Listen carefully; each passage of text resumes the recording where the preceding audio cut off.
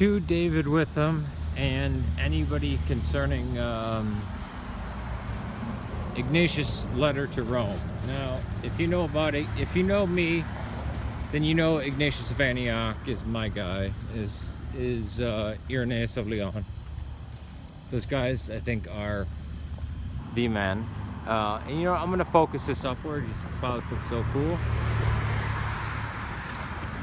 But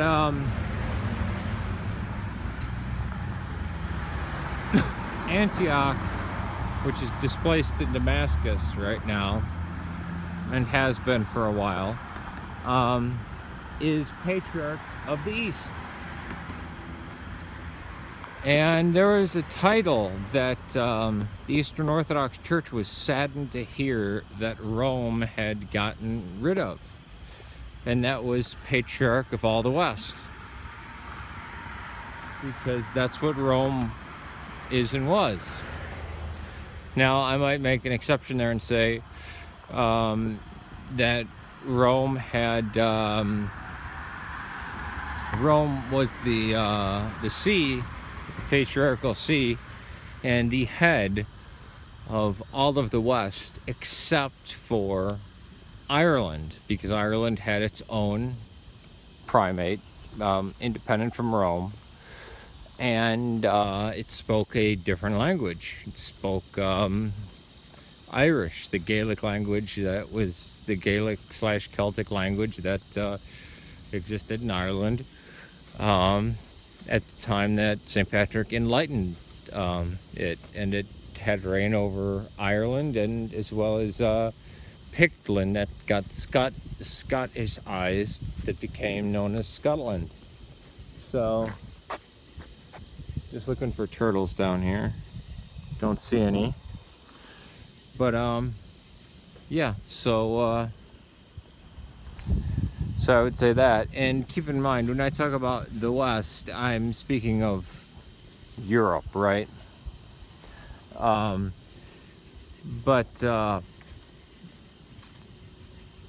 at the time of Ignatius, Rome was the city. I mean, Paul actually had to report to Rome. Whether that was because it was the capital of the empire, or because it was basically the physical center of the empire. I mean, you had Rome, and it was in the center of a peninsula that had it was in the center of center of peninsula, but on the sea, basically, or near the sea. And it had this peninsula was in the center of the Mediterranean, where all civilizations existed around, right? And if you needed to reach, let's say, the Persian Gulf, well, you could just travel up the Tigris and Euphrates and set up a trading post. This is what things were like modern day Homs or Emesa, Edessa, and Damascus were for. A little bit of land.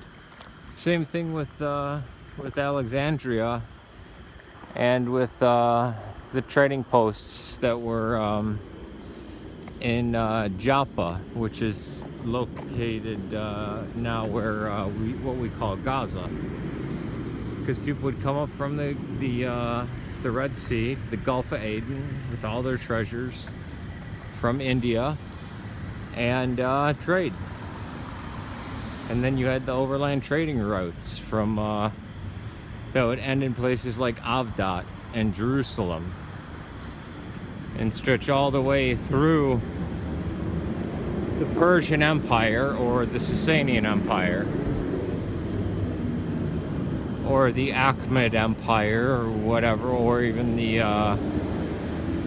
you know, whatever period you want to call it. But Ignatius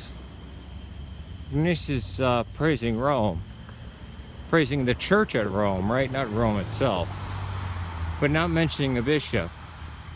And the fact that many early letters mention a council of elders or many bishops.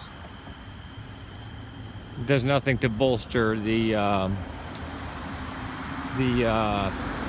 Petrine primacy, Petrine supremacy argument. And what about the Pope during Constantine time, who got pissed that the empire was being moved to the east, to a place that would be called Constantinople. Now, the capital of the empire had been moved to Ravenna before, but I believe that was during Byzantine times as well. The capital during Constantine times was Rome, but it's Constantine who moved it. I think he moved it to Ravenna and then moved it to Constantinople, actually. Good evening. Sorry, I can't have compulsive to say hi to people. But no, Ignatius, if you read his letters are great and bear witness to the persecution that's described in Pliny and Tacitus, as well as him championing the faith that we still hold to today.